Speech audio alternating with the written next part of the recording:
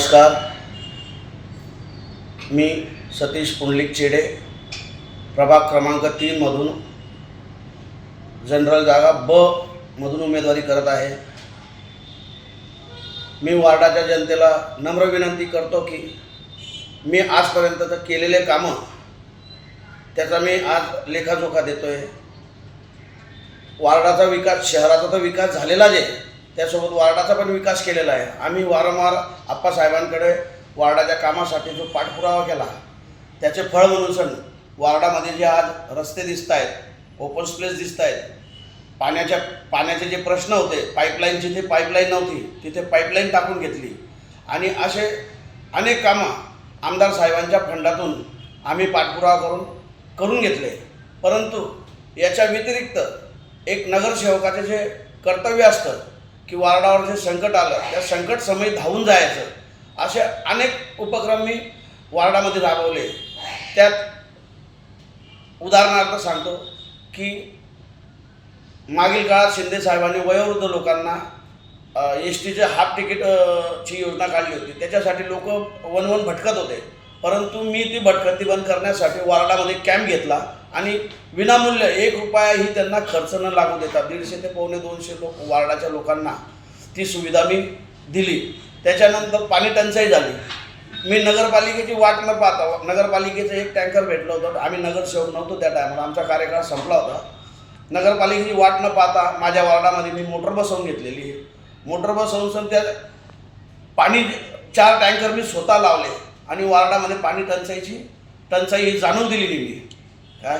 आणि दुसरा विषय असा आहे, कोरोना काळामध्ये मी घरी बसलो नाही, इतर लोक कोविड सेंटरमध्ये पार्टनर झाले, मेडिकलमध्ये पार्टनर झाले, परंतु मी वार्डाच्या समस्यांसाठी वारंवार फिरतच आलो। ज्याला कोविडमध्ये मदत हवी असेल ती मदत केली, घरून स्वखर्चाने जे गोरगरीब होते, ज्यांची कंडिशन नव्हती, कामधंदा सुटलेला होता, त्या लोकांना मी अन्नधान्य माझ्या स्वखर्चाने पुरवलं आणि मी असे भरपूर उपक्रम राबवले।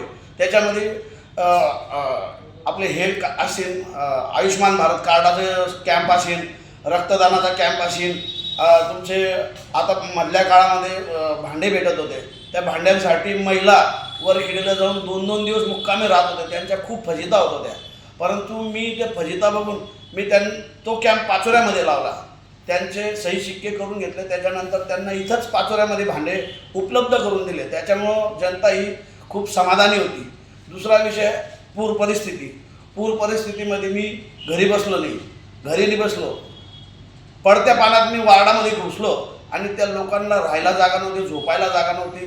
तुळजाई शिक्षण संस्थेच्या चाब्या मागून तिथं झोपण्याची त्यांची व्यवस्था केली आणि एवढ्या सकाळी त्यांना जेवणाची व्यवस्था नव्हती, कारागीरला सांगून 25-30 किलोची खिचडी बनवून तात्पुरती त्यांना खिचडी वाटली। त्याच्यानंतर त्यांचं जे अन्नधान्य वाहून गेलेलं होतं, त्याच्यामुळे त्यांना घरात खायला नव्हतं। मी स्वखर्चाने ज्याला गरज असेल, ज्याला खरोखर गरज आहे, त्याला मी स्वखर्चाने किराण्याच्या 1 महिना चालेल अशा किट वाटल्या म्हणून।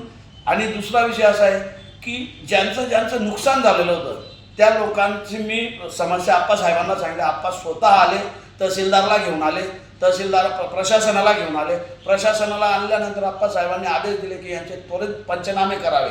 त्याच्यापैकी बऱ्याच लोकांना आज 10,000 रुपये मदत मिळालेली आहे, बऱ्यापैकी लोकांना मिळालेली आहे। 3 टप्प्यामध्ये पैसे पडणार आहे, 2 टप्प्यात पडले, त्याच्यापैकी थोडेफार लोक बाकी आहेत, त्यांना सुद्धा सर्वांना पैसे येतील याची मी ग्वाही देतो। अध्यक्षपदाच्या उमेदवार सौ सुनीताताई किशोर पाटील यांचं 1 नंबरचं बटन दाबून त्यांना भरभरून विजय द्या शहराच्या विकासासाठी। त्यानंतर आमच्या महिला उमेदवार वंदनाताई महाजन यांचे 2 नंबरचे बटन दाबून, धनुष्यबाजाचं बटन दाबून त्यांनाही भरभरून मतं द्या।